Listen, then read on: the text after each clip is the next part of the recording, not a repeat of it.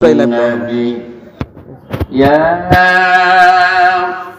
أيها الذين آمنوا صلوا عليه وسلموا تسليما اللهم سيدنا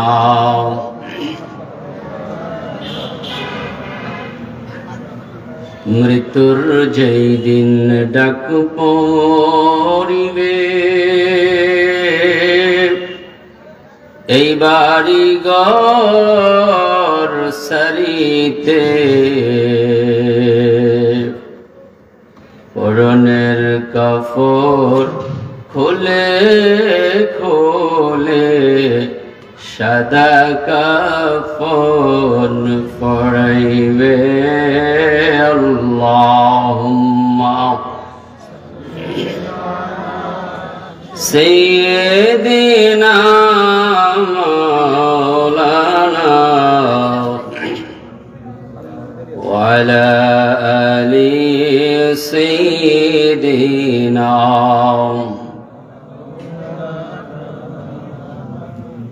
নবীজি আপনার ইশকে সকল পয়দা ওই আসমানার এই জমিন সকল সৃষ্টির মূলে আপনি রহমাতাল লিল আলামিন আল্লাহুম্মা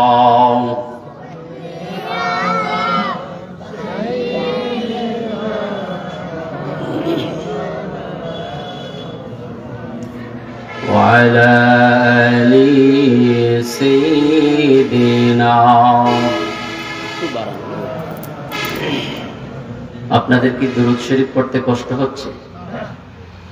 তাহলে জবান খুলে একটু মহব্বতে, জবান খুলে মহব্বতে দুরূদ শরীফ পাঠ করতে হবে। দুরূদ শরীফ এলোমেলো ভাবে জিমিয়ে ঘুমিয়ে অলসতা নিয়ে এদিক সেদিক তাকিয়ে দুরূদ শরীফ পড়লে আল্লাহ পাক ওনার হাবিব হুজুর পাক সাল্লাল্লাহু আলাইহি ওয়াসাল্লাম তিনি উম্মতের প্রতি অসন্তুষ্ট হয়ে যান। নাউযুবিল্লাহ।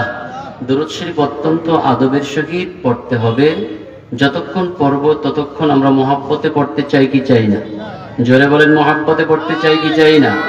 আমরা সউচ্চ আওয়াজে মহব্বতে আল্লাহ পাক ওনার হাবিব নূরে মুজাসসাম হাবিবুল্লাহ হুজুর পাক সাল্লাল্লাহু আলাইহি ওয়াসাল্লাম ওনার শানে অত্যন্ত আদব, ইখলাস, মহব্বত, শরাফত বজায় রেখে আমরা দুরূদ শরীফ পাঠ করি। আল্লাহুম্মা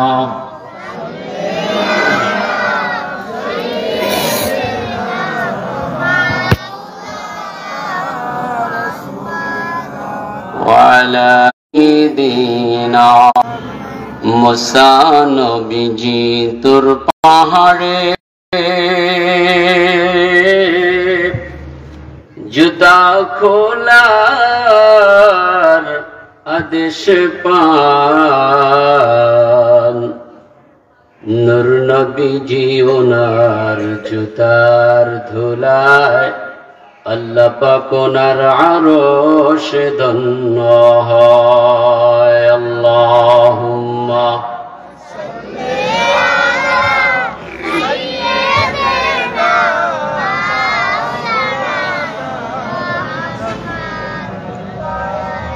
ওয়া আলা আলি সাইয়্যিদিনা।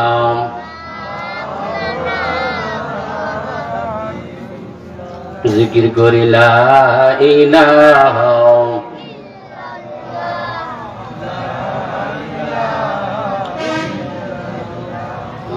লা ইলাহা মুহাব্বত লা ইলাহা লা ইলাহা আরো জোরে লা ইলাহা मोहब्बत ला इलाहा जबन खोले ला ইলাহা হাসবি রাব্বি জাল্লাল্লাহ মা ফি কলবি গায়রুল্লাহ নূর হাবিবি সাল্লাল্লাহ নূর হাবিবি সাল্লাল্লাহ লা ইলাহা ইল্লাল্লাহ লা ইলাহা লা ইলাহা ও লা ইলাহা ও লা ইলাহা জোরে জবান খোলে মহব্বতে লা ইলাহা ইল্লাল্লাহ ও লা ইলাহা ইল্লাল্লাহ ও লা ইলাহা লা ইলাহা ও লা ইলাহা ও লা ইলাহা বহু দূরে মদিনায় আমরা কেমনে যাব জানি না বলুন বহু দূরে মদিনা পারেন না আপনারা আমার সাথে বলেন বহু দূরে মদিনায় আমরা কেমনে যাব কত সুন্দর মদিনায় আমরা কেমনে দেখব জানি না দয়াল্লাহ দয়া করেন দয়াল্লাহ দয়া করেন নসিব করেন মদিনা লা ইলাহা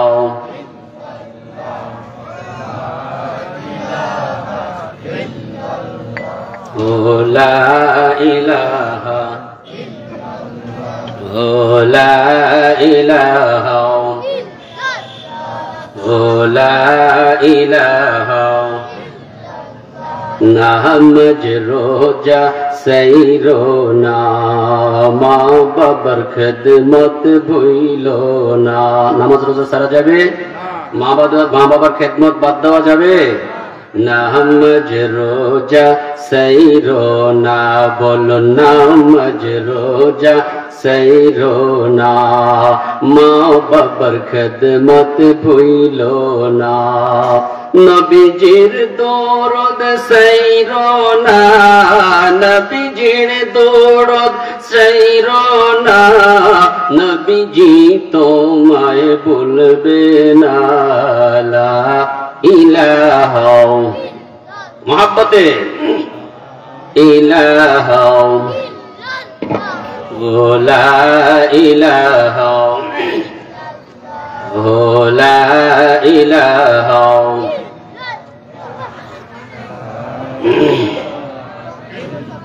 লা ইলাহা ইল্লাল্লাহ মুহাম্মাদুর রাসূলুল্লাহ সাল্লাল্লাহু আলাইহি ওয়াসাল্লাম আল্লাহ আল্লাহ আল্লাহু লা ইলাহা ইল্লাহু বলুন আল্লাহ আল্লাহ আল্লাহু লা ইলাহা মেরাজ শরীফ গেলেন নবীজি বোরাকে সওয়ার মেরাজ শরীফ গেলেন নবীজি রপরপে সওয়ার বিনা পর্দায় প্রেমের আলফ বিনা পর্দায় প্রেমের আলফ মাবুদের দিদার নবীজি আল্লাহ আল্লাহ লা ইলাহা ও আল্লাহ আল্লাহ আল্লাহু লা ও নবী আপনাকে দেখিলে একবার দুজক হয় হারাম সুবহানাল্লাহ আর জোরে বলেন সুবহানাল্লাহ। আমার নবীকে যদি স্বপ্ন যোগেও কেউ দেখে তার জন্য জাহান্নাম হারাম হয়ে যায়। সুবহানাল্লাহ। নবীজি আপনাকে দেখিলে একবার দুজক হয় হারাম। নবী দেখতে চাই কি চাই না? জোরে বলেন চাই কি চাই না? যে হাত তুলে দেখান নবীকে দেখতে চাই কি চাই না? নারে তাকবীর, নারে রিসালাত, নারে রিসালাত। পবিত্র ঈদে মিলাদুন নবী, সাইয়্যিদুল আ'য়াদ শরীফ, হায়াতুন নবী, হায়াতুন নবী। নারে তাকবীর, নারে রিসালাত। রাজারবাগ দরবার শরীফ। নবীজি আপনাকে দেখিলে একবার দুজক হয় হারাম। স্বপ্নেতে দিয়েন দেখা, স্বপ্নেতে দিয়েন দেখা আমরা গুনাহগার। নবীজি আল্লাহ আল্লাহ লা ইলাহা ও আল্লাহ আল্লাহ আল্লাহ। গুনাহগারের গুনাহ ঝরে দরুদে আপনার। গুনাহগারের গুনাহ ঝরে দরুদে আপনার। কে আছে আর আপনার মতন, কে আছে আর আপনার মতন এ পৃথিবীর মাজার। নবীজি আল্লাহ আল্লাহ আল্লাহ লা ইলাহা ইল্লাহু আল্লাহ আল্লাহ লা ইলাহা লা ইলাহা ইল্লাল্লাহু মুহাম্মাদুর রাসূলুল্লাহ সাল্লাল্লাহু আলাইহি ওয়াসাল্লাম।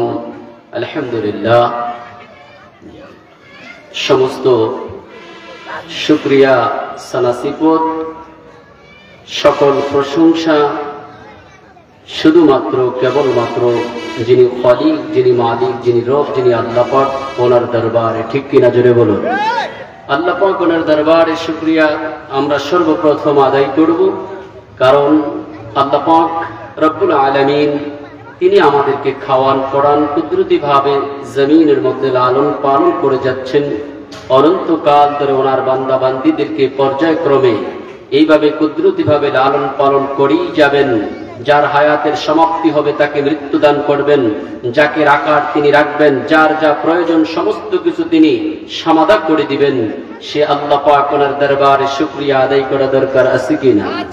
সে আল্লাহ পাক যদি আমাদেরকে দয়া না করতেন, মায়া না করতেন, রহমত না করতেন, আমাদের পক্ষে আজকের এই সাইয়্যিদুল আ'য়াদ শরীফ ওনার সুমহান সম্মানার্থে এই বরকতপূর্ণ মাহফিলে আসা সম্ভব হতো? একটু জবান খুলে বলতে হবে। আপনাদের কি কষ্ট হচ্ছে? আপনারা চাপাইয়ের মানুষ, আমরা চাঁদপুরের মানুষ। এখন আমার ভাষা কি আপনাদের বুঝতে কষ্ট হচ্ছে? তাহলে একটু জবান খুলতে হবে। বাবা, মাহফিলে আপনি এসেছেন, একটু মনটা ভালো করে বসতে হবে। অর্থাৎ যতক্ষণ মাহফিলে থাকবো, এই মাহফিলটা এখন আর স্বাভাবিক মাঠ নয়, এটা বেহেশতের বাগান। সুবহানাল্লাহ। যে বেহেশতের বাগানে ঝিমিয়ে ঘুমিয়ে অলসতা নিয়ে বসা যাবে? একটু জোরে বলতে হবে। ঝিমিয়ে ঘুমিয়ে অলসতা বসা যাবে? মহাব্বতে বসতে হবে। কথা ঠিক কিনা? রাজারবাগ দরবার শরীফের মাহফিলগুলো একটু ভিন্ন টাইপের হয়ে থাকে। এখানে আদব রক্ষা করা হয়, মহাব্বত পর্যাপ্ত পরিমাণ কোশিশ করা হয়, যদিও আমরা পরিপূর্ণ পারি না, কোশিশে আমরা নিয়োজিত থাকি। ঠিক কিনা জোরে বলো। অত্যন্ত আদব, মহব্বত, ইখলাস নিয়ে এই আয়োজনগুলো করা হয়ে থাকে। কাজে এখানে রহমতের অবস্থাটাও আল্লাহ পাক অন্যদের তুলনায় বেশি পরিমাণে দান করেন। সুবহানাল্লাহ। কাজেই আমি যদি আদবের খেলাপ করি হয়তো বা আমার জন্য ক্ষতির কারণ হয়ে যাবে। কথা ঠিক কিনা বাবা? এই জন্য একটু জবানটা খুলতে হবে। আর জবান খুলে কথা বললে এখানেও লাভ আছে। আল্লাহ পাক আর হাবিব বলতেছেন, এই যে আমরা কিছুক্ষণ আগে জিকির করেছি, এই জিকিরের লাভ হবে না লস হবে? জোরে বলেন, লাভ হবে না লস হবে? আমাদের গুনাহ নাই এমন কেউ হাত তুলে বলতে পারবেন যে আমার জীবনে কোনো গুনাহ করি নাই? বলতে পারবেন? তো জিকির করলে গুনাহ মাফ হয়, তাহলে আমাদের গুনাহ আছে বিদায়ী তো মাফ হবে নাকি? আমরা কি দাবি করতে পারবো যে আমরা একেবারে নেককার কোনো গুনাহ করি নেই? এই দাবি করার অধিকার অন্তত আমাদের নেই, কারণ আমরা করতে পারবো না। গুনাহ না করলেও বলতে হবে আল্লাহ পাকের কাছে আমরা গুনাহগার, কথা ঠিক কিনা? এটা হচ্ছে বিনয়ী, এটা হচ্ছে বিনয়ী। একজন যদি 24 ঘন্টার মধ্যে তার কোশিশে কোনো গুনাহ না হয়, তারপর সে আল্লাহ পাকের কাছে দাবি করবে আল্লাহ পাক আমি তো আপনার গোলাম, অযোগ্য, আমি গুনাহগার, কথা ঠিক কিনা? সে কি বলবে যে আল্লাহ পাক আমি তো গুনাহ করি নাই? এই কথা বলার অধিকার গোলামের আছে? মালিকের সামনে এভাবে শক্ত কথা বলতে পারবে না। এই জন্য বাবারা আমার, ভাইরা আমার, আমরা জিকির করেছি, এতে লাভ না লস? হাদিস শরীফ এসেছে আফজালুদ যিকরি লা ইলাহা ইল্লাল্লাহ, জিকিরের মধ্যে আফজাল উত্তম জিকির হচ্ছে সম্মানিত জিকির শরীফ লা ইলাহা ইল্লাল্লাহ। এই জিকির হচ্ছে সর্বশ্রেষ্ঠ জিকির, এবং কি বলা হচ্ছে জিকিরের বাদশা হচ্ছে লা ইলাহা ইল্লাল্লাহ। এই সম্মানিত জিকির শরীফ যদি এক পাল্লায় দেওয়া হয়, পৃথিবীর সমস্ত কিছু যদি এক পাল্লায় দেওয়া হয়, তারপরে সম্মানিত লা ইলাহা ইল্লাল্লাহ এই শব্দের ভার এত বেশি, কোটি কোটি গুণে বেশি ভারী হবে। সুবহানাল্লাহ। হাদিস শরীফে নূরে মুজাসসাম রাহমাতুল লিল আলামিন, রাউফুর রহিম, হায়াতুন নবী, জিন্দা নবী, নূরের নবী, মদিনা শরীফের নবী, উম্মতের কান্ডারি নবী হাবিবুল্লাহ হুজুর পাক সাল্লাল্লাহু আলাইহি ওয়াসাল্লাম তিনি ইরশাদ মোবারক করেন, পৃথিবীর কোন উম্মত যখন লা ইলাহা ইল্লাল্লাহ জিকির করে, ওই সময় যদি মুহাব্বতে জিকির হয়, আল্লাহ পাক ওনার আরশ আজিমের মধ্যে নূরের খুঁটিগুলো থরথর করে কাঁপতে থাকে। আল্লাহ পাক রব্বুল আলামিন তিনি সব জানেন, দেখেন, বুঝেন, তারপরেও ওনার কিছু তর্জ তরিকা নিয়ম নীতি আছে। তিনি জিজ্ঞাসা করেন, ও খুঁটি তুমি কাঁপছো কেন? খুঁটির জবান খুলে যায়, খুঁটি বলে বাড়ে লাগি জমিনের মধ্যে আপনার অমুক বান্দাগুলো যারা খেটে খাওয়া মানুষ, দিনের বেলা কাজ করেছে, কাম ফেলেছে, কষ্ট করে কাজ করার পর মাগরিব থেকে মাহফিল হয়েছিল, তিনি আলোচনা হয়েছিল, কোরআন সুন্নাহ শরীফের আলোচনা হয়েছিল, ওই মাহফিলে গিয়েছে, সেখানে লা ইলাহা ইল্লাল্লাহ জিকির করছে। তাদের লা ইলাহা ইল্লাল্লাহ জিকির করার কারণে আমরা আরশে আজিমের খুঁটি মোবারক গুলো কাঁপতেছি। জোরে বলুন সুবহানাল্লাহ। আল্লাহ পাক তিনি বলেন, ও খুঁটি থেমে যাও, তারা জিকির করছে, তোমরা কাঁপছো কেন? থেমে যাও। খুঁটি বলে, আমরা তাদের একটু সাক্ষী হতে চাই, তাদের সুপারিশকারী হতে চাই। এত সুন্দর করে আপনার মহাসম্মানিত নাম মোবারক ওনার জিকির করছে, গোবারে লাগে তাদের পক্ষ থেকে সুপারিশ করছি, যদি তাদেরকে ক্ষমা করে দেন, তাদেরকে মাফ করে দেন, আমরা খুঁটি থেমে যাব। আল্লাহ পাক তিনি ওনার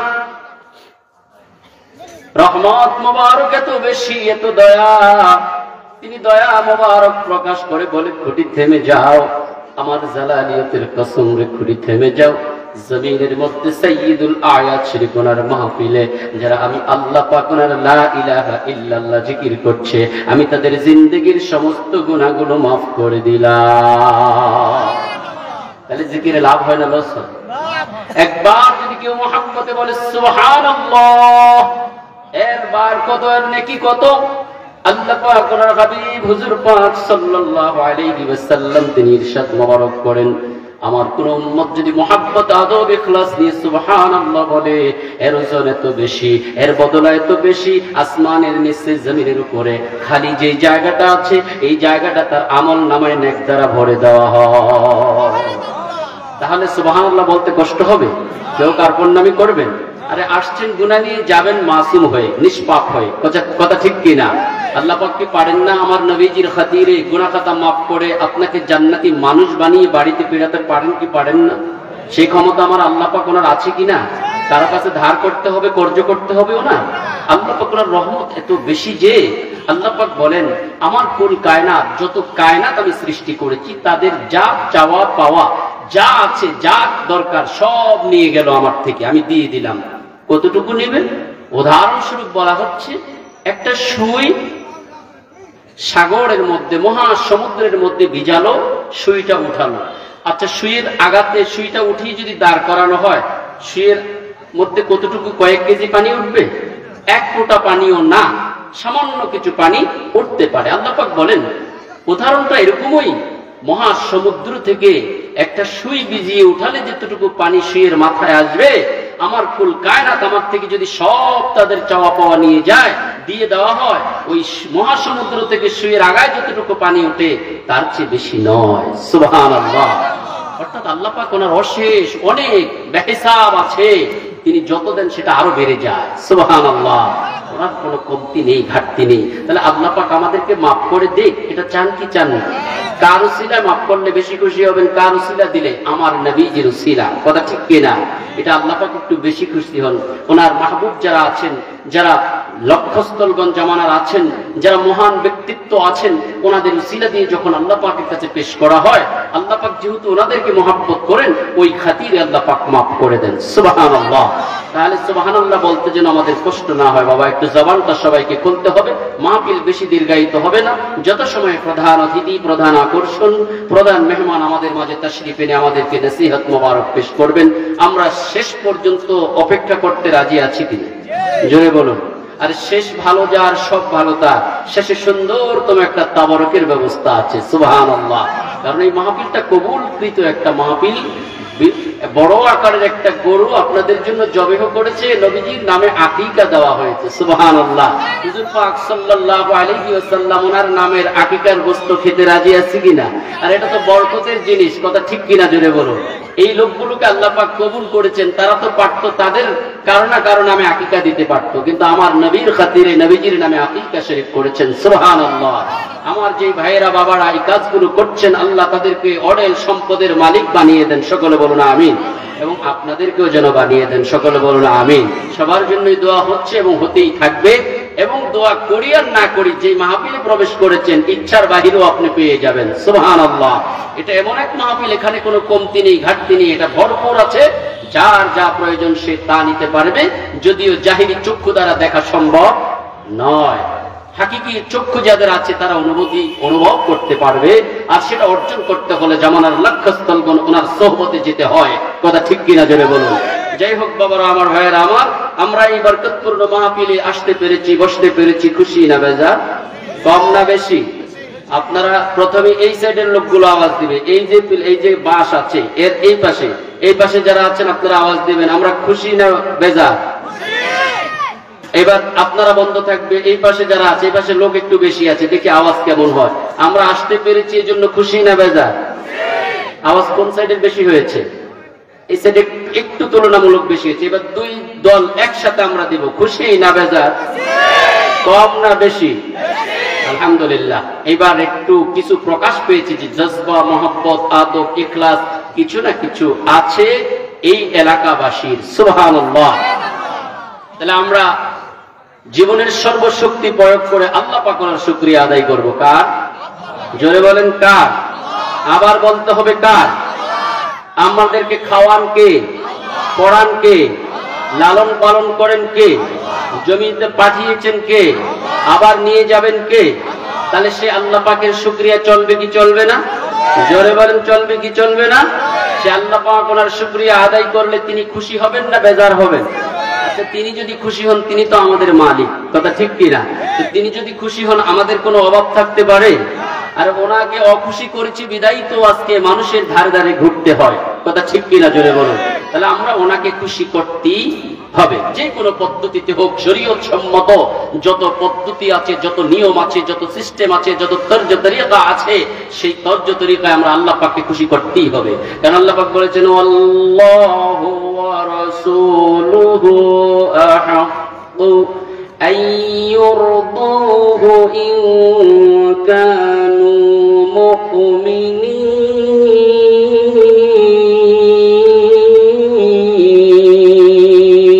আল্লাহু আকবার। আল্লাহ পাক বলতেছেন আল্লাহু ওয়া রাসূলুহু, হে জমিনবাসী আমার বান্দা বান্দিরা, আল্লাহু ওয়া রাসূলুহু আহাক্কু আইয়ুরদুহু ইন কানু মুমিনিন, যদি তোমরা মুমিন হয়ে থাকো তোমাদের দায়িত্ব কর্তব্য হচ্ছে যিনি আল্লাহ পাক এবং যিনি ওনার হাবিব মাহবুব নূরে মুজাসসাম হাবিবুল্লাহ হুজুর পাক সাল্লাল্লাহু আলাইহি ওয়াসাল্লাম, ওনাদেরকে তোমরা সন্তুষ্ট করো, ওনারাই সন্তুষ্টি পাওয়ার সবচেয়ে বড় হকদার। তাহলে ওনাদের সন্তুষ্টি চাই কি চাই না?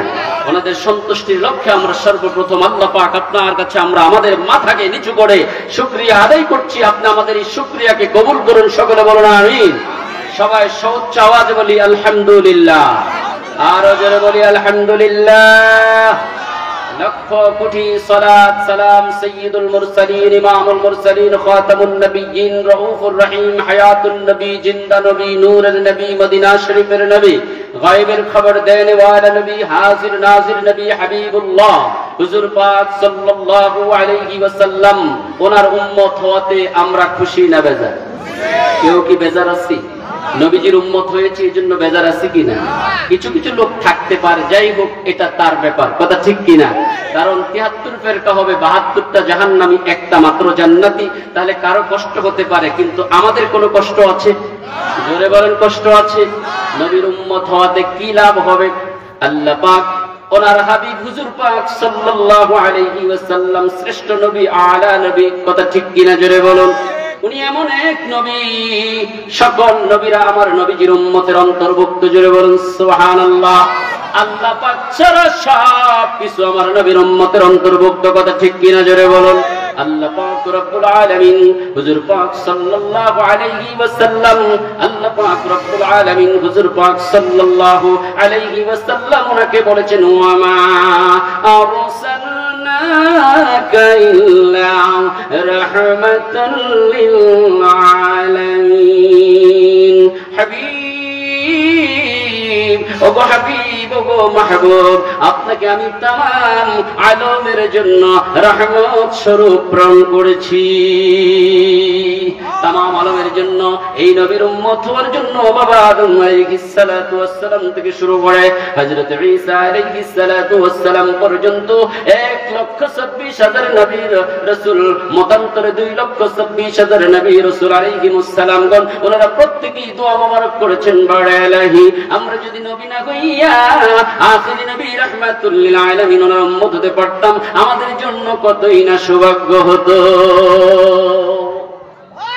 হযরত ঈসা আলাইহিস সালাম তিনি জানতে চান, বাড়ে ইলাহি ওগো মাবুদ, জানতে চাই এই জমিনে আমাকে সম্মানিত নবী এবং রাসূল বানিয়ে পাঠিয়েছেন, এই জমিনের মধ্যে এমন কোন বান্দা আছে কিনা যিনি খুব বেশি বেশি ইবাদত করেন, আপনার শুকরিয়া আদায় করেন?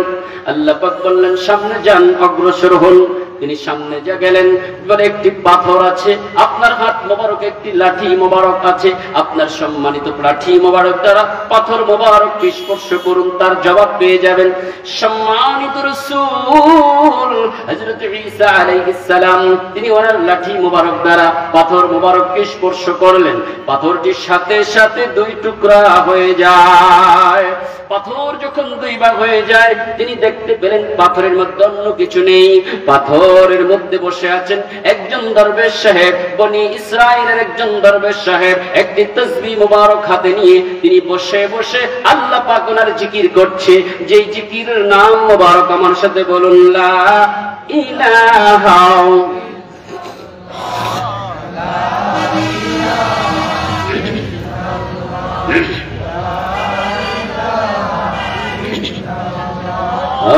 লা ইলাহা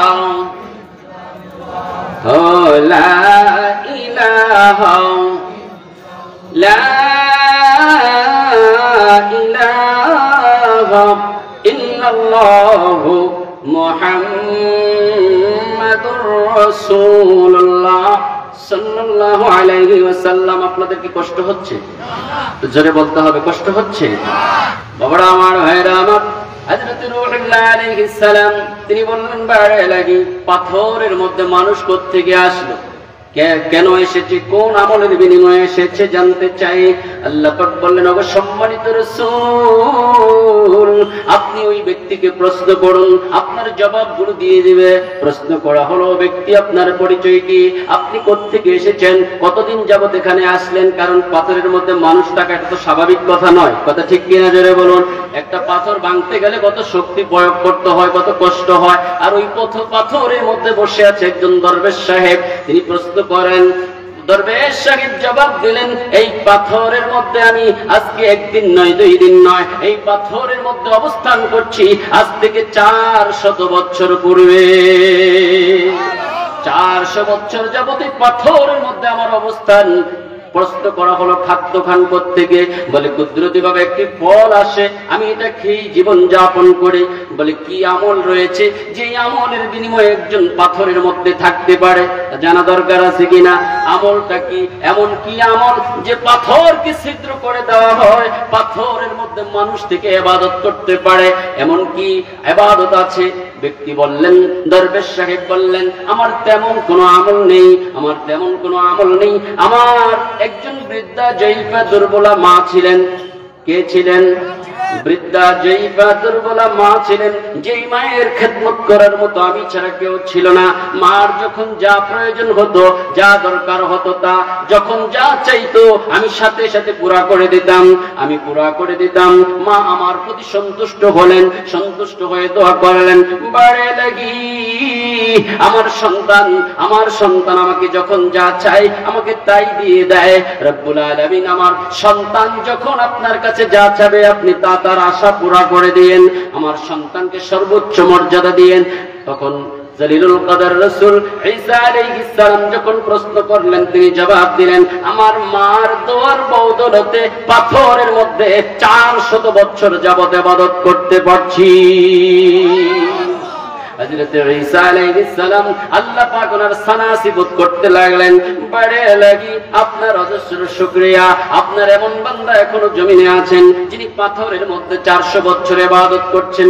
এইবার আমার নবীর সাথে সাইয়্যিদুল আয়াত শরীফ, আমার নবীর সাইয়্যিদুল আয়াত শরীফ হযরত রূহুল্লাহ আলাইহিস সালাম ওনার সঙ্গে আল্লাহ পালন করলেন। আল্লাহ পাক রব্বুল আলামিন নবীজির সানা সিফত করলেন, নবীজির আগমনের বৃত্তান্ত আলোচনা করলেন। আল্লাহ পাক বললেন, রূহুল্লাহ আলাইহিস সালাম, আপনি জেনে রাখুন, শুনে রাখুন, আপনি হয়তো অবাক হয়ে গেলেন এই দরবেশ সাহেবের ঘটনা দেখে। দরবেশ সাহেব 400 বছর পাথরের মধ্যে অবস্থান করছে, এটা দেখে আপনি হয়তো অবাক হয়ে গেলেন। না না, অবাক হওয়ার কিছু নেই। আপনি জেনে রাখুন, আখিরি জামানায় এমন একজন নবী আমি পাঠাবো, যেই নবীকে আমি সৃষ্টির শুরুতে সৃষ্টি করেছি এবং সবার শেষে পাঠাবো। আমি আল্লাহ রাব্বুল আলামিন আমি ঘোষণা করেছি, লাউলা কালামা খালাকতুল আফলাক, লাউলা কালামা খালাকতুদ দুনিয়া, লাউলা কালামা খালাকতুল জান্নাহ, লাউলা কালামা খালাকতুন নার, লাউলা কালামা খালাকতুল আফলাক। আল্লাহ পাক রব্বুল আলামিন, আল্লাহ পাক বলতেছেন, আমার বন্ধুকে আমি কুনতু কানজান মাখফিয়ান ফাহবাবতু আন উ'রাফা ফাখালাকতুল খালকা লিউ'রাফ। আমি গুপ্ত ছিলাম, আমি ইচ্ছে করলাম প্রকাশ হব। আমি যখন ইচ্ছে করলাম প্রকাশ হব, আমার মুহাব্বত হলো, তখন আমি সর্বপ্রথম আমার হাবিব মাহবুব হুজুর পাক সাল্লাল্লাহু আলাইহি ওয়াসাল্লামকে সৃষ্টি করেছি। আর আমার হাবিবকে আমি সবার শেষে পাঠাবো। মাঝখান দিয়ে 2,24,000 নবী রাসূল ওনাদের প্রয়োজন কেন? আমার হাবিবের সানা সিফত করবে। আমার হাবিব মাহবুব তিনি যে আসছেন, আসবেন, আসতেছেন এই প্রচার প্রসারণা চালানোর জন্য যত নবী রাসূল প্রয়োজন আমি একের পর এক পাঠাতে থাকবো, সিরিয়াল অনুযায়ী পাঠাতে থাকবো। সমাপ্তি করে আমার হাবিবকে সর্বশেষ পাঠাবো, কারণ যিনি সম্মানিত তিনি সবার শেষেই থাকেন। কথা ঠিক কিনা জোরে বলুন।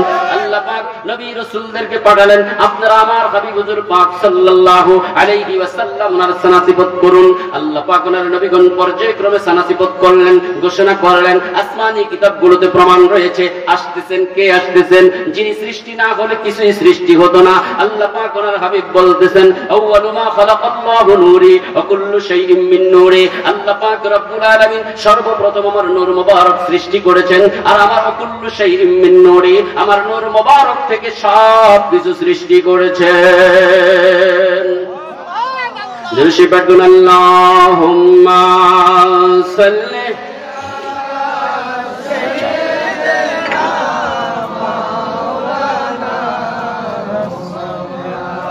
وعلى آل سيدنا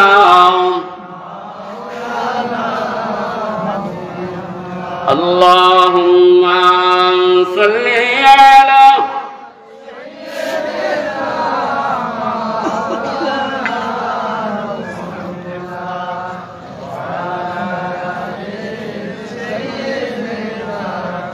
مولانا حبيب الله درود শরীফ হলো কবরের বাতি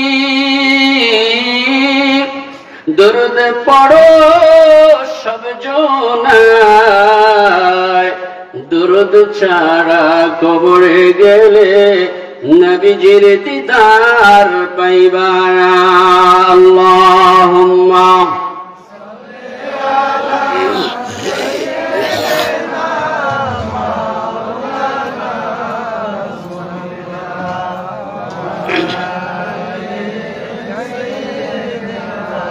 مولانا حبيب আল্লাহ পাক রব্বুল আলামিন ওনার প্রিয় হাবিব মাহবুব হুজুর পাক সাল্লাল্লাহু আলাইহি ওয়াসাল্লাম ওনার সানাসিবত আল্লাহ পাক করতে লাগলেন অর্থাৎ নবীর আগমন বৃত্তান্ত আলোচনা করতে লাগলেন বাবা আমার ভাইরা আমার নবীর এত মর্যাদা মর্তবা দিয়েছেন আল্লাহ পাক ঘোষণা করেন ওয়া রাফা'না লাকা যিকরাক হাবিব আমার মাহবুব আমার ওগরাউফুর রহিম রাহমাতুল লিল আলামিন আপনার মর্যাদাকে আমি বুলন্দ করেছি বৃদ্ধি করেছি কতটুকু বুলন্দ করেছি কতটুকু বৃদ্ধি করেছি আপনি জানেন আপনার মর্যাদা এত বৃদ্ধি করা হয়েছে আপনার মর্যাদা বাড়াতে বাড়াতে আপনার নাম মোবারক দিয়ে আমার নাম মোবারক দিয়ে একটি কালিমা শরীফ তৈরি করে দিয়েছি যেই কালিমা শরীফ হচ্ছে ঈমানের পরিচয় কথা ঠিক কিনা জোরে বলুন কিয়ামত পর্যন্ত লা ইলাহা ইল্লাল্লাহ বললে কেউ তাকে মুসলমান হিসেবে বিশ্বাস করবে না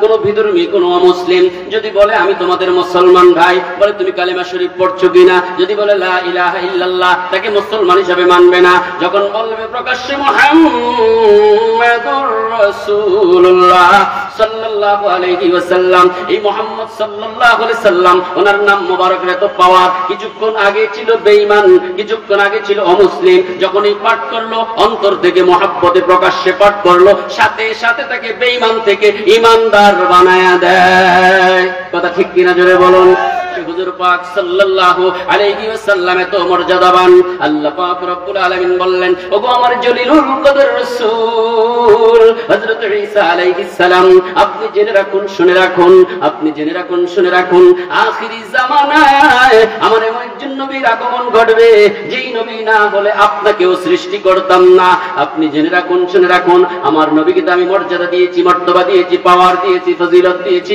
ঘোষণা করেছি ওমা আরসালনাকা ইল্লা রাহমাতাল লিল আলামিন तमाम আলমের জন্য আপনি রহমত কত আলমের জন্য যত আলমের জন্য আলহামদুলিল্লাহি রাব্বিল আলামিন সকল প্রশংসা ওই আল্লাহ পাকের যিনি সমস্ত আলমের রব কথা ঠিক কিনা যত আলমের জন্য আমি আল্লাহ রব আমি আল্লাহ পাক রব তত আলমের জন্য আমার হাবিব সম্মানিত রহমত জোরে বলুন সুবহানাল্লাহ ওগো জলিলুল কদর রাসূল হযরত ঈসা আলাইহিস সালাম আপনি জেনে রাখুন শুনে রাখুন আপনি জেনে রাখুন শুনে রাখুন আপনি জেনে রাখুন শুনে রাখুন আমার আখিরি নবী হুজুর পাক সাল্লাল্লাহু আলাইহি ওয়াসাল্লাম তিনি তো মর্যাদাবান আছেনই ওনার সম্মানার্থে ওনার উম্মতদেরকে তো মর্যাদা দিব ওনার সম্মানার্থে ওনার উম্মতদেরকে তো মর্যাদা দিব আখিরি জামানার নবীর উম্মত এমন একটি রাত দিব যেই রাতে 2 রাকাত নামাজ আদায় করলে বনি ইসরাইলের দরবেশ সাহেব 400 বছর ইবাদত করে যত ফজিলত কামাই করেছে যত ফজিলত অর্জন করেছে যত নেকি অর্জন করেছে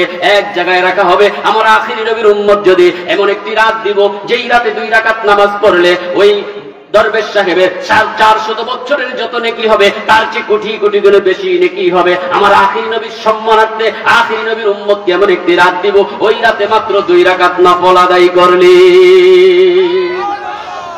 সেই রাতটি এই মাসেই আছে জোরে বলুন সুবহানাল্লাহ আমাদের প্রধান অতিথি তিনি বলবেন স্পষ্ট ভাবে এটার যে কত পাওয়ার কত ফজিলত কথা ঠিক কিনা জোরে বলুন সেটা হচ্ছে শবে বরাত সেই রাতটি কি রাত শবে বরাতের রাত লাইলাতুন নিসফি মিন শাবান শাবানের মধ্যরাত 14ই শাবান দিবাগত 15ই রাত জোরে বলুন সুবহানাল্লাহ হযরত ঈসা আলাইহিস সালাম তিনি যখন জানলেন, শুনলেন আল্লাহ পাক ওনার সাইয়্যিদুল আয়াত শরীফ পালন করলেন। ঈসা আলাইহিস সালাম বললেন, ওই নবীর এত পাওয়ার, ওই নবীর উম্মতের এত পাওয়ার, 2 রাকাত নফল নামাজ 400 বছরের নেকির চাইতে বেশি। তাহলে আমি যদি নবী না হইয়া আখিরি নবী রাহমাতুল লিল আলামিন ওনার উম্মত হতে পারতাম, আমার জন্য কতই না ভালো হতো। আল্লাহ পাক বললেন, আপনার দোয়া কবুল করে নিলাম। আল্লাহ পাক রব্বুল আলামিন ওনাকে আকাশে তুলে নিলেন, উনি আবার জমিনে আসবেন। আমরা সবাই জানি আমার নবীর পর আর কোন নবী নাই, কথা ঠিক কিনা জোরে বলুন। এই পৃথিবীর জমিনে যদি কেউ বলে, আমি কেউ দাবি করে কাট্টা কাফের, চির জাহান্নামী, কথা ঠিক কিনা জোরে বলুন। আমার নবী বলেছেন, আনা খাতামুন নাবিয়্যিন লা নাবিয়্যা বা'দি। খেয়াল করে শুনতে হবে, 2 দিন পর বলবে রাজারবাগের পীর সাহেব কেবলা নবী দাবি করেছে, জোরে বলুন নাউজুবিল্লাহ। রাজারবাগ দরবার শরীফের পীর সাহেব কেবলা ফতোয়া দেন, নবীর পরে কোনো নবী নাই। যদি কেউ দাবি করে কাট্টা কাফের, কথা ঠিক কিনা জোরে বলুন। রাজারবাগ দরবার শরীফের মুরিদগণ ফতোয়া দেয়, রাজারবাগ দরবার শরীফের পীর সাহেব কিবলা আলাইহিস সালাম ওনার কাছে শিখার কারণে, জানার কারণে, যাওয়ার কারণে, সোহবত মুবারক অর্জন করার কারণে তারাও ফতোয়া দেয় নবীজির পরে অন্য কোন নবী নাই। যদি কেউ দাবি করে সে মুসলমান থাকতে পারবে না, ঠিক কিনা জোরে বলুন। খোদ রাজারবাগ দরবার শরীফের পীর সাহেব কিবলা সেই 91 সাল থেকে মাসিক আল বাইনাত শরীফের মাধ্যমে ফতোয়া দিয়ে যাচ্ছেন কাদিয়ানীরা কাফের, কথা ঠিক কিনা জোরে বলুন। আজকে ওনার উপরে তহমত দিতে চায়, তহমত যদি জোরে চাপিয়ে দেয় সেটা কি কখনো গ্রহণযোগ্য হবে কিনা? সেটা গ্রহণযোগ্য হবে না। যাই হোক বাবারা আমার, ভাইয়েরা আমার, শুধু ভুল বুঝাবুঝির কারণে কারোর সাথে সম্পদ নিয়ে ঝগড়া নাই, মারামারি নাই। মানুষ যদি বুঝতে পারতো, মানুষ যদি জানতে পারতো, মানুষ যদি জানতে পারতো রাজারবাগ শরীফের পীর সাহেব কিবলা কি, যদি বুঝতে পারতো তাদের সময়গুলো ব্যয় করে দিত ওনার কদমে। কারণ এমন একজন ওলি আল্লাহ, এমন একজন মাহবুব, এমন একজন ওলি আল্লাহ যার আজ পর্যন্ত কখনো তাহাজ্জুদ পর্যন্ত কাজা হয় নাই, জোরে বলুন সুবহানাল্লাহ। এমন একজন ওলি আল্লাহ যিনি রাত্রে বেলা ঘুমাসেন না, সারা রাত তালিম তালকিনে কাটান, দোয়া মুনাজাতের মাধ্যমে কাটান, যিনি মানুষকে তালিম দিয়ে প্রতি ক্ষেত্রে প্রতি অবস্থায় আল্লাহ ওয়ালা করে তোলেন, সোহবত দিয়ে ধন্য করে সুন্নতি কায়দায় জীবন যাপন করার ব্যবস্থা করে দেন। এই জন্য আমাদেরকে ভুল বোঝার আগে ভালোটা বোঝার চিন্তা করতে হবে, কথা ঠিক কিনা। কেউ যদি বলে তোমার কান সিলে নিয়ে গেছে, দৌড়ানোর আগে হাত দিয়ে দেখতে হবে কান আছে কিনা, কথা ঠিক কিনা। কেউ যদি আপনাকে ভুল বোঝাতে চায়, আমাকে ভুল বোঝাতে চায়, আমার তো আকল আছে, আমার তো জ্ঞান আছে, আমার বুঝতে হবে এই যে লোকটা আমাকে বুঝালো, এই লোকটা যে আমাকে বললো, এর পিছনে কোনো দলিল আছে কিনা, এর পিছনে কোনো সত্যায়িত আছে কিনা, সত্য কথাগুলো বলছে কিনা, কথা ঠিক কিনা জোরে বলুন। এই জন্য বাবারা আমার, ভাইয়েরা আমার, যারা এখনো যেতে পারি নাই, আর দেরি নয় বাবা, হায়াত সবার সমাপ্তির পথে চলে যাচ্ছে, মৃত্যু সবাইকে বারবার আকর্ষণ করছে। মৃত্যু আপনি আমি ভুলে যাচ্ছি কাজের কারণে। বাবা সকালবেলা কাজে বের হয়ে যায়, ভুলে যাই টাকা পয়সা কামাই করার জন্য, ভুলে গেলাম সন্ধ্যায় আসলাম, নামাজ পড়লাম না, ঠিক মতো চললাম না, আবার সন্ধ্যাবেলা চিন্তা করি এখন শুয়ে পড়বো, আবার সকালবেলায় আমার কাজে যেতে হবে, কথা ঠিক কিনা। আপনি মৃত্যুকে ভুলে আছেন, কিন্তু মৃত্যু এমন একটা জিনিস, এটা আপনাকে ভুলে নাই, আমাকে ভুলে নাই, যথা সময়ে মৃত্যু হয়ে যাবে। কারণ মৃত্যুবরণ করবেন কিনা, বেঁচে থাকবেন কে কে, যে মরবেন না। 2-1 জন আছে যে কখনো মরবেন না, নাকি? এটা কিন্তু ইচ্ছা করলে থাকা যাবে? যদি বলেন যে আমি মরবো না, থাকবো, এটা কি থাকা যাবে? আল্লাহ বলতেছেন কুল্লু নাফসিন যায়িকাতুল মাউত। আল্লাহ পাক রব্বুল আলামিন বলেন প্রত্যেক নফসকে মৃত্যুর স্বাদ গ্রহণ করতে হবে। আবার আল্লাহ পাক বলেছেন ইয়া আইয়ুহাল্লাযীনা আমানু তাকুল্লাহ হাক্কা তুকাতিহি ওয়া লা তামুতুন্না ইল্লা ওয়া আনতুম মুসলিমুন। আল্লাহ পাক রব্বুল আলামিন বলেন হে ঈমানদার বান্দাগণ, হে ঈমানদারগণ, হে ঈমানদারগণ, আমানুত্তাকুল্লাহ, আমি আল্লাহ পাককে ভয় করো, হাক্কা তুকাতিহি, ভয় করার মতো ভয় করো, ওয়া লা তামুতুন্না ইল্লা ওয়া আনতুম মুসলিমুন, মুসলমান না হয়ে কেউ কবরে প্রবেশ করো না। বাবারা আমার, ও সাপাইবাসী, ও রানীহাটিবাসী, আমাদের মৃত্যুবরণ করতে হবে কি হবে না? কবরে যেতে হবে কি হবে না? যখন কবরে যাব শক্তি শেষ, বাড়িঘর শেষ, দালান কোঠা শেষ, টাকা পয়সা সয় সম্পদ কেউ আমার আপন হবে না। কথা ঠিক কিনা জোরে বলুন। আমার থেকে সব সরে যাবে, আমাকে কেউ বাড়িতে রাখবে না। বাবারা এখন অনেক ফেসবুকের যুগ, দেখবেন কয়েকদিন আগে আমরা দেখেছি একজন লোক মারা গিয়েছে, ওই বাড়িতে বিয়ে, বাবাকে অর্থাৎ ওই ব্যক্তিকে বড় ভাই হয়তো মারা গিয়েছে, ভাইকে লাশ বানিয়ে অর্থাৎ কাপড়ের কাপড় পরিয়ে খাট রেখে এখানে বিয়ার খাবার দাবার খাচ্ছে, পাশে টাকা উঠাচ্ছে, কত রং তামাশা। চিন্তা করলো না মারা গিয়েছে আলাদা একটু সরিয়ে রাখি, সেটাও করে নাই, পাশেই লাশ রেখে মানুষ খাওয়া দাওয়ায় মগ্ন আছে, মানুষ টাকা পয়সা নিচ্ছে, মৃত্যুটাকে হাস্যকর মনে করছে, কিন্তু চিন্তা করে না এই ভাই যে চলে গেল সে কি জান্নাতি না জাহান্নামী। কারণ মরার পরে দুইটা স্থান, একটা জান্নাত আর একটা জাহান্নাম, নতুন করে তৃতীয় কোনো স্থান নাই। কথা ঠিক কিনা জোরে বলুন। ভালো করলে জান্নাতি, খারাপ করলে জাহান্নামী। কিন্তু জাহান্নামী যদি হইয়া যায় আমার জন্য আফসোস, আমার জন্য আফসোস থেকে গেল। সন্তানের জন্য কত কিছু করলাম, ভাই ব্রাদারের জন্য করলাম, বাবা মায়ের জন্য করলাম, কিন্তু যখন মৃত্যু হবে কেউ আপন বলে রেখে দিবে না। কথা ঠিক কিনা? কবরে চলে যেতে হবে, যথা সময়ে কবরে চলে যাবে। কিন্তু আমি বুঝলাম আমার মৃত্যু হয়ে গেল, আমি বুঝতেছি আমার আত্মীয় স্বজন হাসি ঠাট্টায় মগ্ন আছে, সম্পদ ভাগাভাগি নিয়ে মগ্ন আছে, আর আমি বুঝতেছি ফেরেশতা বলছে ও ব্যক্তি তুমি তো মৃত্যুবরণ করবে, তুমি পরকালের জন্য কি পাঠিয়েছ?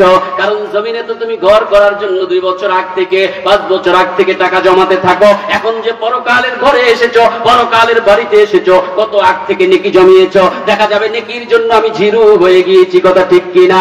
শুধু দুনিয়ার জন্য বাবা, এই জন্য আল্লাহ পাক ওনাকে রাজি খুশি করতে হবে। দুনিয়ায় বেশি দিন থাকা যাবে না, দুনিয়ায় বেশি দিন থাকার জায়গা নয়। কথা ঠিক কিনা জোরে বলুন।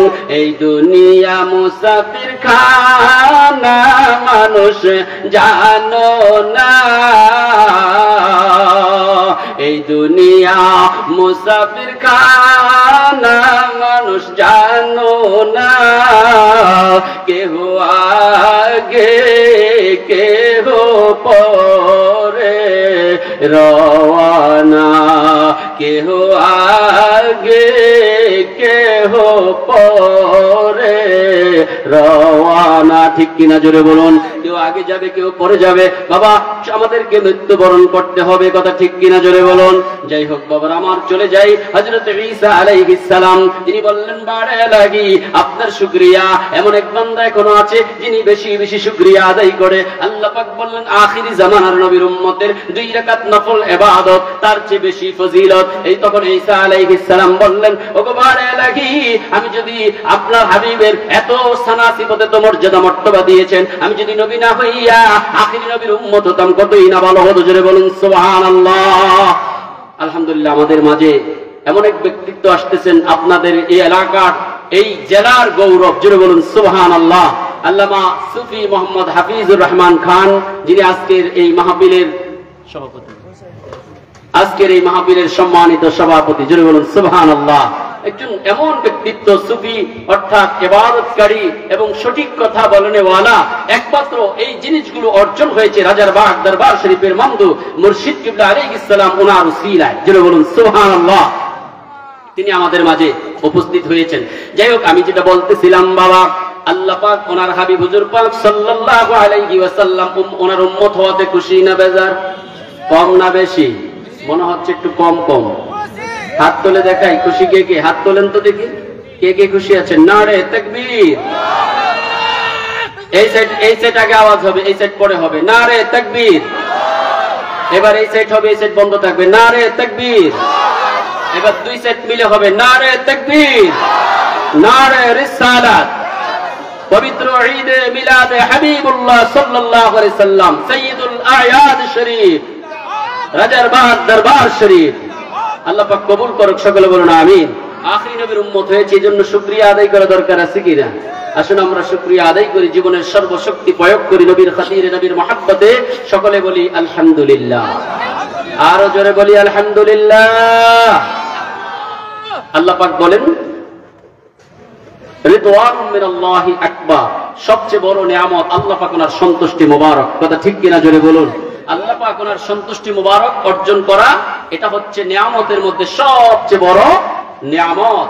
তো যখন আল্লাহ পাক ওনাকে সন্তুষ্ট তখনই করতে পারবেন যখন হুজুর পাক সাল্লাল্লাহু আলাইহি সাল্লামকে আদর্শ হিসাবে গ্রহণ করবেন। কথা ঠিক কিনা?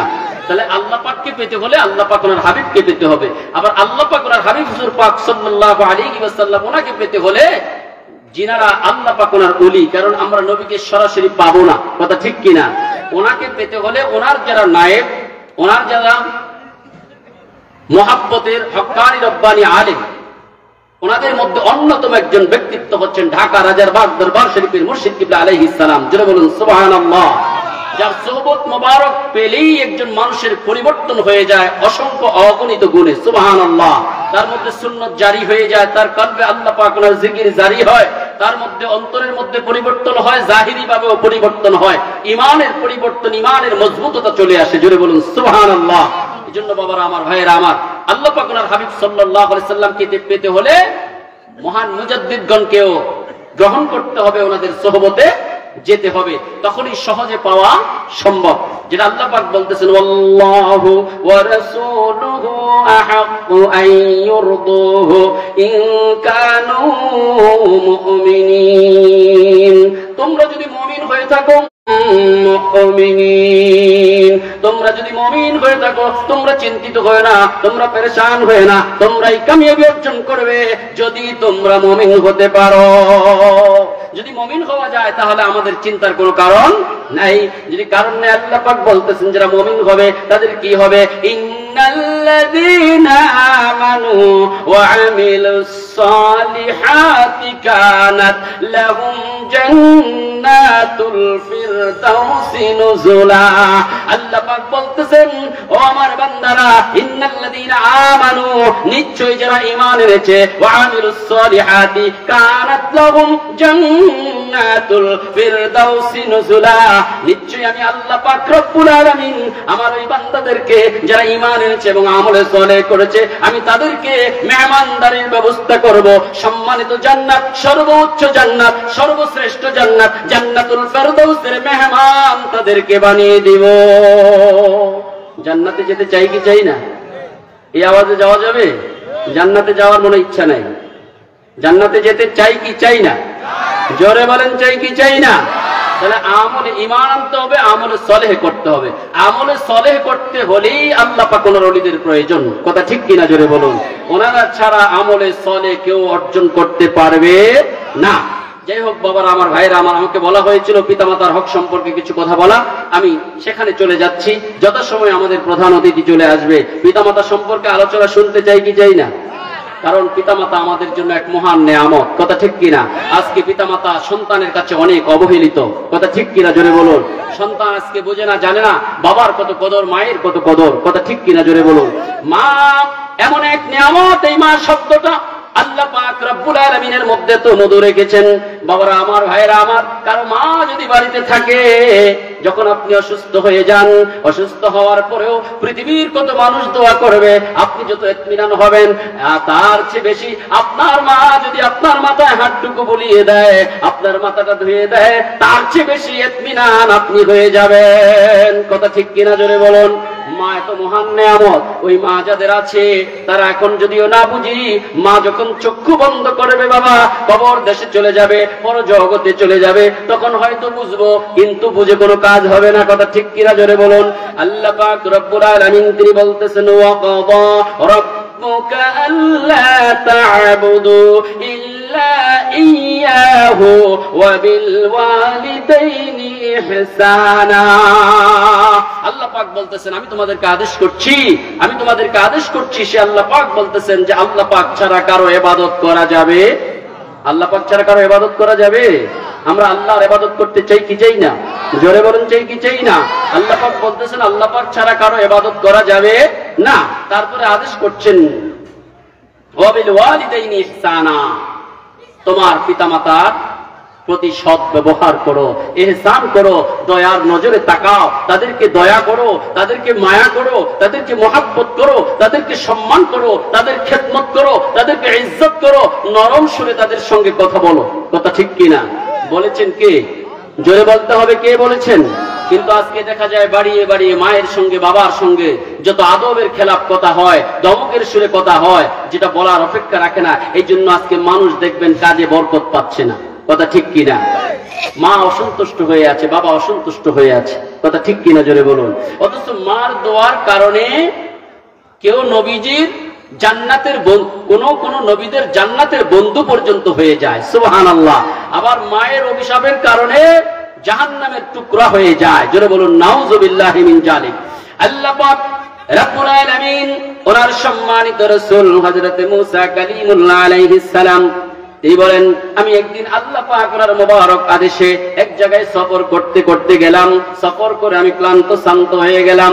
আমার নির্দিষ্ট জায়গায় নির্দিষ্ট সময়ে পৌঁছে যেতে হবে, সেখানে গিয়ে আমার ইবাদত করতে হবে, নির্দিষ্ট জায়গায় গিয়ে ইবাদত করতে হবে। এই জন্য আল্লাহ পাক ওনার সম্মানিত রাসূল হযরত কালিমুল্লাহ আলাইহিস সালাম তিনি কি করলেন? তিনি বললেন, বারে লাহি, আমাকে একটি বাহনের ব্যবস্থা করে দেন। আমি ক্লান্ত শান্ত হয়ে গেলাম, আমি আর যেতে পারছি না, আমাকে একটি বাহনের ব্যবস্থা করে দেন। আল্লাহ পাক তো ইচ্ছা করলে সাথে সাথে বাহনের ব্যবস্থা করে দিতে পারতেন, কারণ ওই জামানা তো নবীদের উপরে আর কেউ থাকে না, নবী থাকে সর্বশ্রেষ্ঠ। আল্লাহ পাক রব্বুল আলামিন বললেন, ওগো আমার জলিলুল কদর রাসূল নবী হযরত কালিমুল্লাহ আলাইহিস সালাম, আপনি সামনে অগ্রসর হন। পাহাড়ের পাশে আমার এক বান্দা আছে, যুবক, সে ইবাদত করছে, আপনি তার কাছে যান, গিয়ে বলবেন তাকে, আপনি তাকে বলার সাথে সাথে আপনাকে বাহনের ব্যবস্থা করে দেবে। আল্লাহ পাক ওনার সম্মানিত রাসূল কালিমুল্লাহ আলাইহিস সালাম গেলেন, গিয়ে দেখতেন একজন যুবক নামাজ পড়ছে, নামাজের সালাম ফিরালেন। কালিমুল্লাহ আলাইহিস সালাম বললেন, ও যুবক, আমাকে একটি বাহনের ব্যবস্থা করে দাও। এটা বলার সাথে সাথে ওই যুবক আকাশের মেঘকে হুকুম করলেন, ওরে আকাশের মেঘের টুকরা জমিনে চলে আসো এবং ওনাকে নিয়ে যাও। ওই যুবক তখন ওনাকে চিনে নাই, বললেন ওনাকে ওনার গন্তব্যে পৌঁছিয়ে দাও। হযরত কালিমুল্লাহ আলাইহিস সালাম যখন ওই মেঘের টুকরার উপরে উঠে বসলেন, এবার দ্রুত গতিতে কালিমুল্লাহ আলাইহিস সালামকে নিয়ে যাচ্ছে। আল্লাহ পাক ওনার সম্মানিত রাসূল কালিমুল্লাহ আলাইহিস সালাম বললেন, বারে লাগি, এই যুবককে তার এত পাওয়ার কিভাবে হলো, যার কথায় আকাশের মেঘ জমিনে চলে আসে? ওগো বারে লাগি, তার পরিচয় কি? আল্লাহ পাক রব্বুল আলামিন বললেন, ওগো কত জলিলুল কদর রাসূল হযরত কালিমুল্লাহ আলাইহিস সালাম, আপনি জেনে রাখুন, শুনে রাখুন, এই যুবক হচ্ছে তার মায়ের বাধ্য সন্তান, এমন আদর্শবান সন্তান, তার মায়ের খেদমত করার জন্য অন্য কেউ ছিল না। এই যুবক তার মায়ের যখন যা পাওয়া, যখন যা চাওয়া, যা আদেশ হতো, সাথে সাথে সেটা পুরা করে দিত। এই জন্য তার মা দোয়া করেছে, বারে লাগি, আমার কলিজার টুকরা, আমাকে সদা সর্বদা সন্তুষ্ট করে আপনি দয়া করে আমার সন্তান যখন আপনার কাছে যখন যা চাবে, আপনি দয়া করে তার দোয়াটা কবুল করবেন, তার চাওয়া পাওয়াটাকে পুরা করে দিবেন। মায়ের দোয়া এত দ্রুত গতিতে কবুল হইয়া যায়। আল্লাহ পাক বলতেছেন, ওগো জলিলুল কদর রাসূল হযরত কালিমুল্লাহ আলাইহিস সালাম, আপনি জেনে রাখুন, শুনে রাখুন, ওনার কথায়, এই যুবকের কথায় আকাশের মেঘ জমিনে চলে এসেছে। শুধু তাই নয়, এই যুবক যদি এই মুহূর্তে বলতো, বারে লাগি, আকাশটাকে জমিনের মধ্যে নামিয়ে দেন, জমিনটাকে আসমানে তুলে দেন, আমি সেটাই করে দিতাম। এর কারণ হচ্ছে তার মার দোয়া। মার দোয়া দরকার আছে কিনা? জোরে বলেন, আছে কিনা? মার দোয়া আমাদের দরকার আছে কিনা? জান্নাতি হতে হলে, বরকত প্রাপ্ত হতে হলে, রহমত প্রাপ্ত হতে হলে মার দোয়া দরকার, বাবার দোয়া দরকার। মাকে কষ্ট দেওয়া যাবে না। শরীয়তের কোনো খেলাফ কিছু যখন মা আদেশ করবে, বাবা আদেশ করবে, সেটা সুন্দরভাবে আদবের সহিত, ইখলাসের সহিত, মুহাব্বতের সহিত, আদবের সহিত জানিয়ে দিতে হবে, ওগো মা, এটা যদি মানি আল্লাহ পাক অসন্তুষ্ট হবে, এটা মানা যাবে না। সুন্দরভাবে বুঝিয়ে বলতে হবে, দমক দেওয়া যাবে না। আল্লাহ পাক নিষেধ করেছেন, দমকের সুরে মায়ের সঙ্গে কথা বলা যাবে না, দমকের সুরে বাবার সঙ্গে কথা বলা যাবে না। আজকে বাবা, অনেকের মা কবরস্থানে, অনেকের বাবা কবরস্থানে। মা সন্ধ্যার সময় চিন্তা করে, আমার সন্তান হয়তো সন্ধ্যাবেলা মাগরিবের নামাজ আদায় করবে, আমার জন্য দোয়া করবে, রব্বির হামহুমা কামা রব্বায়ানি সগীরা। পারেন কিনা? পারেন কিনা? আমার সাথে বলেন, রব্বির হামহুমা কামা রব্বায়ানি সগীরা। আমার মনে হয় অনেকে পারেন, একটু বলতে হবে আওয়াজ করে, রব্বির হামহুমা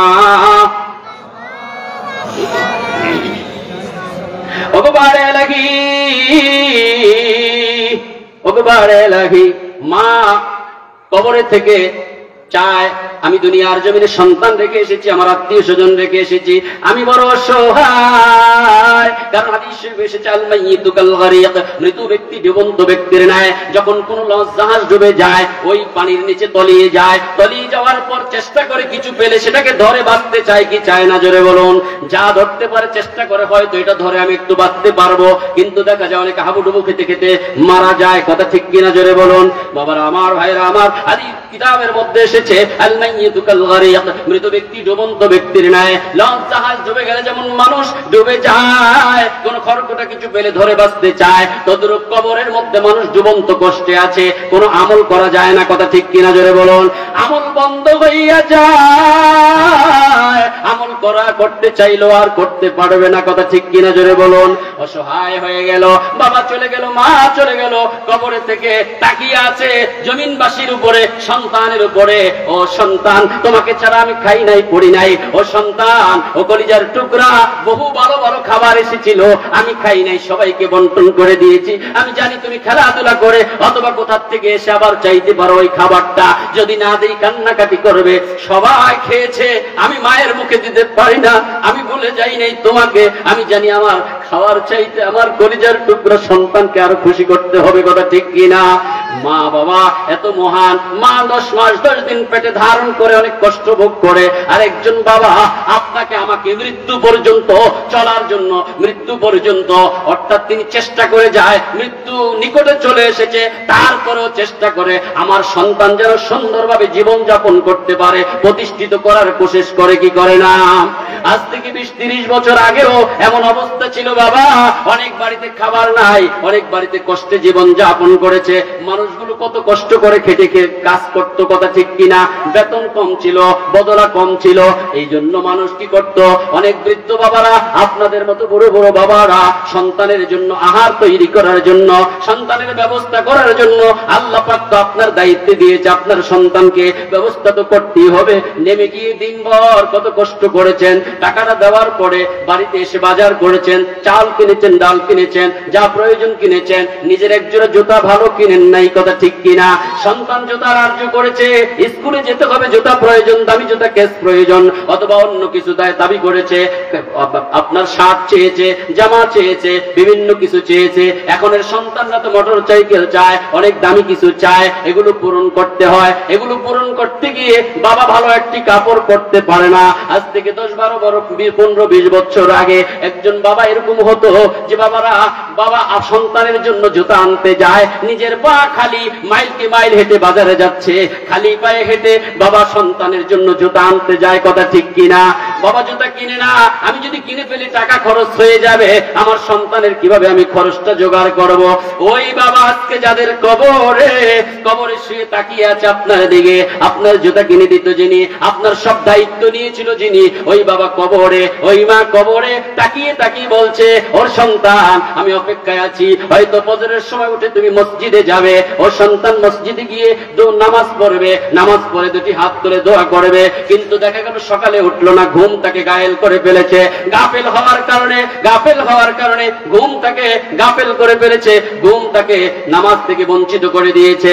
আবার মা জোহরের ওয়াক্তে তাকিয়ে থাকে, হয়তো জোহরের ওয়াক্তে আমার সন্তান ওযু করে মসজিদে যাবে, আমার জন্য একটি দোয়া পাঠাবে, আমি বড় অসহায়। কারণ কবর পাশ দিয়ে যখন যাওয়া হয়, কবরবাসী বলে, পরে প্রতীক দাঁড়াও হে, পরে করিও ভ্রমণ, পরে করিও ভ্রমণ, একদিন ছিলাম আমি তোমারই মতন। ও প্রতীক, ও আমার বাড়ির মানুষগুলো, এই পথ দিয়ে আমি পাতি নিয়ে গিয়েছি, ওরা নিয়ে গিয়েছি, কাঁচি নিয়ে গিয়েছি, কোদাল নিয়ে গিয়েছি, খেতে গিয়েছি, এই পাশ দিয়ে, এই কবরস্থানের পাশ দিয়ে আমার পথ ছিল, আমিও তো হেঁটে হেঁটে যাইতাম। ও প্রতীক, তোমরা এখন যাচ্ছ, আমি তো কবরে, আমার জন্য একটু দোয়া করো, আমাকে একটু সালাম দাও, হয়তো সালামটার কারণে একটু শান্তি পাবো। আমরা দুনিয়াবাসী বুঝি না, কবরের পাশ দিয়ে, কবরস্থানের পাশ দিয়ে চলে যায়, কথা ঠিক কিনা জোরে বলুন। এই জন্য যেখানেই কবর দেখবেন বাবা, পারলে জিয়ারত করবেন, অন্তত না পারেন আসসালামু আলাইকুম ইয়া আহলাল কুবুর বলবেন। কবরবাসীকে সালাম দেওয়ার আদব সম্মান হচ্ছে দাঁড়িয়ে কবরবাসীকে সালাম দিতে হয়। আর আমার নবীজিকে যখন সালাম দেওয়া হয় তখন বলে বসে বসে সালাম। বলেন তো বাবা, সালামের স্বাভাবিক আদব কোরআন শরীফ যদি রেখে দেন, হাদিস শরীফও রেখে দেন, আমি স্বাভাবিক কথায় যদি বলি, স্বাভাবিক আকলে যদি বলি, বাবা যদি বসে বসে আপনাকে সালাম দেই, অর্থাৎ আপনি আসছেন, আমি রাস্তার পাশে বসে আছি, আপনি আমার ওস্তাদ, আপনি আমার শিক্ষক, অথবা আপনি আমার মুরব্বী, এলাকার কোন মুরব্বী, আপনি আসছেন, আমি বসে সালাম দিলাম, আপনি কি বলবেন? এই ছেলেটা বেয়াদব, কথা ঠিক কিনা জোরে বলুন। তার আদব নেই। বাবারা আমার, একজন কবরবাসী কবরে শুয়ে তার থাকার পরেও তার এত সম্মান, কবরস্থানে গিয়ে কেউ বসে বসে সালাম দেয় না, দাঁড়িয়ে বলে আসসালামু আলাইকুম ইয়া আহলাল কুবুর। তাহলে বলেন মদিনার নবীকে সালাম কি বসে দিবেন না দাঁড়িয়ে দিবেন? জোরে বলেন কিভাবে দিতে হবে? আসসালামু আলাইকুম ইয়া রাসূলুল্লাহ, আসসালামু আলাইকুম ইয়া নবী আল্লাহ, আসসালামু আলাইকুম ইয়া হাবিবাল্লাহ। এইভাবে রাসূলকে দাঁড়িয়ে দাঁড়িয়ে সালাম দেওয়া উত্তম এবং আদব। জোরে বলুন সুবহানাল্লাহ। রব্বুল আলামিন হুজুর পাক সাল্লাল্লাহু আলাইহি ওয়াসাল্লাম ওনাকে এত সম্মান দিয়েছেন, অত আযজিরুহু অত ওয়াক্কিরুহু অত সাব্বিহুহু বুকরাতাও ওয়া আসীলা। ওনার খেদমত করো, সম্মান করো, তাজিম তাকরীম করো, মুহাব্বত করো। জোরে বলুন সুবহানাল্লাহ। যাই হোক বাবারা আমার, ভাইরা আমার, মা তাকিয়ে থাকে, বাবা তাকিয়ে থাকে, ও কলিজার টুকরা সন্তান, তোমাকে এত খোঁজ খবর নিয়েছি, তোমাকে এত খাওয়া দাওয়া সব কিছুর আঞ্জাম দিয়েছি, তোমাকে প্রতিষ্ঠিত করে এসেছি, আমি আজ অসহায়, আমি কবরে, আমার জন্য একটু দোয়া করো, একটু দোয়ার ব্যবস্থা করো, একটু জিয়ারত করো, একটু তেলাওয়াত করো, আমার রূহে বকশিয়া দাও, হয়তো আমি একটু আরাম পাবো, শান্তি পাবো। হাদিস শরীফে এসেছে হযরত জিবরাইল আলাইহিস সালাম, হযরত জিবরাইল আলাইহিস সালাম, আমার নবীজি বলেন, কোন ব্যক্তি যদি জমিন থেকে কোন দোয়া করে, কোন দোয়া পাঠায়, আল্লাহ পাক আমার বাবাকে maaf করে দেন, আমার মাকে maaf করে দেন, আমার মাকে সর্বোচ্চ জান্নাত দান করেন, আমার বাবাকে সর্বোচ্চ জান্নাত দান করেন। এই দোয়াগুলো যখন করে আল্লাহ পাক বলেন, ও জিবরাইল আলাইহিস সালাম, যাও যাও, তুমি সিদরাতুল মুনতাহায় থেকে না, বেহেশত থেকে মখমল কাপড়ের রুমালে করে আমার ওই বান্দা তার মায়ের জন্য দোয়া করছে, তার বাবার জন্য দোয়া করছে, এই নেকিগুলোকে মখমল কাপড়ের রুমালে করে ওই বান্দার কবরে পৌঁছায়া দাও। যখন কবরে হযরত জিবরাইল আলাইহিস সালাম নেকিগুলো নিয়ে যাবে, তখন ওই বান্দা বলবে, এগুলো কি? বলে এগুলো নেকি। বলে কে পাঠিয়েছে? বলে তোমার সন্তান পাঠিয়েছে, তোমার ভাই পাঠিয়েছে, তোমার আত্মীয় স্বজন পাঠিয়েছে, এই নেকিগুলো নাও। এই নেকিগুলো যখন পায়, নেকিগুলো পাওয়ার সঙ্গে সঙ্গে খুশি হয়, খুশি হইয়া বলে, বারে লাগি, আমি বড় অসহায়, বড় কষ্টে আছি, আমার সন্তান আজকে আমাকে নেকি পাঠিয়েছে, এই নেকিগুলোর উসিলায় আমাকে আপনি জান্নাতবাসী করে দেন। সন্তানের দোয়ার কারণে, সন্তান নেকি পাঠানোর কারণে আমার আল্লাহ পাক রব্বুল আলামিন তিনি ওই বান্দা বান্দিকে maaf করে জান্নাতের মেহমান বানায়া দেয়। এইজন্য বাবারা আমার, ভাইরা আমার, কবরে যাওয়ার আগে এমন সন্তান রেখে যেতে হবে যেই সন্তান রেখে গেলে দোয়া করবে, রব্বির হামহুমা কামা রব্বায়ানি সগীরা। আল্লাহ পাক ওনার কাছে দোয়া করবে, বারে লাগি, আমার বাবা আমার মা আমার জন্য এত কষ্ট করেছে, তাদেরকে আপনি উত্তম জাযা খায়ের দান করুন, উত্তম নিয়ামত দান করুন, উত্তম। আমাদের সম্মানিত প্রধান অতিথি চলে এসেছেন, আমরা একটু দাঁড়িয়ে তাকবীর দেই। দাঁড়িয়ে যে সকলে নারে তাকবীর, নারে রিসালাত, নারে তাকবীর, নারে রিসালাত। প্রধান অতিথির আগমন, প্রধান অতিথির আগমন, হক্কানি আলেমের আগমন, হাফিজুল হাদিস সাহেবের আগমন। নারে তাকবীর, নারে রিসালাত।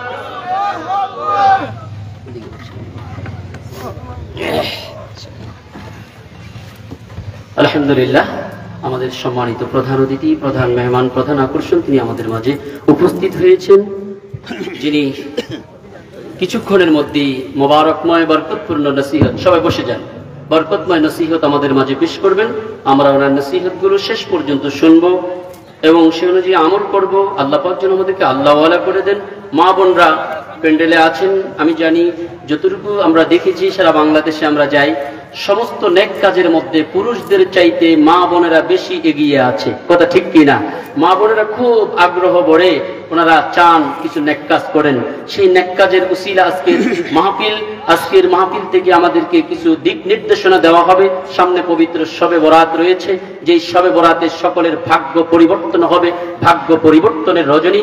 তিনি আমাদেরকে দিক নির্দেশনা দিয়ে যাবেন। আল্লাহ পাক আমাদেরকে কবুল করুন, মা বোনদেরকে কবুল করুন, সবাইকে হেদায়েতের সর্বোচ্চ নিয়ামত দান করুন, জামানার লক্ষ্যস্থল ওনার সোহবত সবাইকে নসিব করুন। সকলে বলুন আমিন। ওয়া মা তাওফীক